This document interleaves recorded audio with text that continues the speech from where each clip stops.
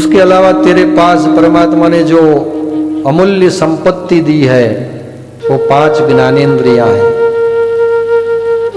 जो भी हमारे जीवन में अघटित घटना घटती है, जो भी हमारे कुल में, हमारे परिवार में, अपने बच्चे, जहां भी किसी को व्यसन लग गया या दूसरा कुछ हुआ, अच्छी प्रगति भी हुई, चलो अच्छी जगह विदेश गए, अच्छी कर्म किए, अच्छी जगह कमाने लगे, तो ये सब 5 कर्मेंद्रिय और ज्ञानेंद्रिय से ही होते हैं। सबको परमात्मा ने बुद्धि दी है, तो सब तो कलेक्टर नहीं बन सकते। सबको परमात्मा ने उतना ही मन दिया है, उतनी ही बुद्धि दी है, तो सब तो जस्टिस नहीं बन सकते। परमात्मा की ऐसी लीला है कि हर एक व्यक्ति, प्रत्येक व्यक्ति के अंदर भगवान ने एक गुण प्रदान किया है, और जो भी गुण प्रदान किया है उसमें वो अपनी कर्मेंद्रिय को डाल देता है, उसमें अपने ज्ञानेंद्रिय को डाल देता है, तो व्यक्ति महान हो जाता है। ज्ञानेंद्रिया जो है वो हमारी 2 आंखें हैं। जो आंखों से हम देखते हैं, वो आंखों से हमको ज्ञान प्राप्त होता है। जो कान है, जो कान से हम सुनते हैं, वो कानों से हमें ज्ञान प्राप्त होता है। जो हमारी नासिका है, उससे कुछ सुनते हैं, तो उससे हमको ज्ञान प्राप्त होता है कि कोई सुगंध है या दुर्गंध है।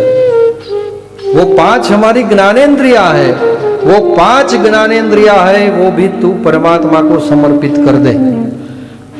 अगर तुझे तेरा कल्याण करना है तो ये सर्ग भगवान का लक्षण है, और सर्ग लक्षण भगवान का जो लक्षण है वो 24 तत्व है। वो 24 तत्व मनुष्य को परमात्मा ने दिया है, किसी और प्राणी को ये सब दिया नहीं है। दिए है लेकिन कम दिए है, लेकिन ये जो 24 तत्व है तो परमात्मा ने मनुष्य को ही केवल दिए। देखो कितने हो गए, पंचभूत महातत्व हुए, 5 हुए ना, बोलो हुए कि नहीं? अरे बोलो, 5 तन मात्राएं हुई, पंच महाभूत 5 तन मात्राएं, कितने हुए? 10 हुए। उसके बाद 5 क्या आए?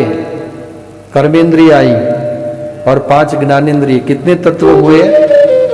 20 हो गए। तो 20 को जागृत करना है, सबको मोक्ष प्राप्त करना है, तो 20 तत्व जो है वो 20 तत्वों को कहाँ ले जाना है, उसका ज्ञान आपको यहां से परीक्षित के माध्यम से। ये सब कौन बता रहा है? सुखदेव जी महाराज। किसको बता रहे हैं? परीक्षित को। और नैमिषारण्य क्षेत्र में सुत जी महाराज किसको बता रहे हैं? सौनक वगैरह ऋषि जी। और यहाँ नेपाल में भी आप सुन रहे हैं ना, तो हमारे द्वारा आपको सब ये प्राप्त हो रहा है। तो ये सब 20 तत्वों के जो ऊपर है वो मन है। इस 20 तत्वों का नियंत्रण जो होता है ना, वो मन के द्वारा होता है। जब तक आप मन को अपने खुला रखेंगे तो इंद्रिय पे जो है वो नियंत्रण नहीं पाएगा। और जब इंद्रिय पर नियंत्रण नहीं होता है तो ये इंद्रिय जो है ना वो घोड़ों के समान होती है। घोड़ा चलता है तो कितना स्पीड से चलता है, और घोड़ा इतनी स्पीड से कहीं भी ले जा सकता है। इसे इंद्रिय पर जो नियंत्रण रखे नहीं हम, तो इंद्रिय रूपी जो घोड़ा है वो कहीं जाके कहां हमको डुबा देगा वो मालूम पड़ेगा नहीं। इसलिए मन पे नियंत्रण रखना जरूरी है। और जब मन पे नियंत्रण आ जाएगा तो अपने आप बुद्धि जो है वो अच्छा, बुद्धि तो शुद्ध होती है, और बुद्धि अपने आप परमात्मा की ओर आपको ले जाएगी। और जब परमात्मा की ओर जब बुद्धि ले जाएगी और मन भी उसके साथ आ जाएगा, तो अपने आप अपना चित्त जो है वो शुद्ध होने लगेगा, क्योंकि चित्त तभी शुद्ध होगा जब इतने तत्व की आपने उपासना की।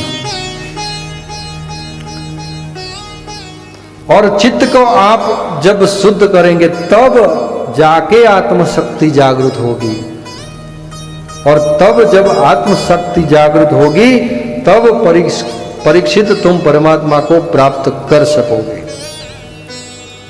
इसके बिना जरूरी नहीं है कि तुम परमात्मा को प्राप्त कर ही सको। अगर परमात्मा को प्राप्त करना ही है तो ये 24 जो तत्व दिए हुए हैं उसको एकत्र यानी एक साथ में रह के परमात्मा की उपासना करनी पड़ेगी, आराधन करना पड़ेगा, तब ही तुम परमात्मा की ओर जा सकते हो। ये भगवान का सर्ग लक्षण है।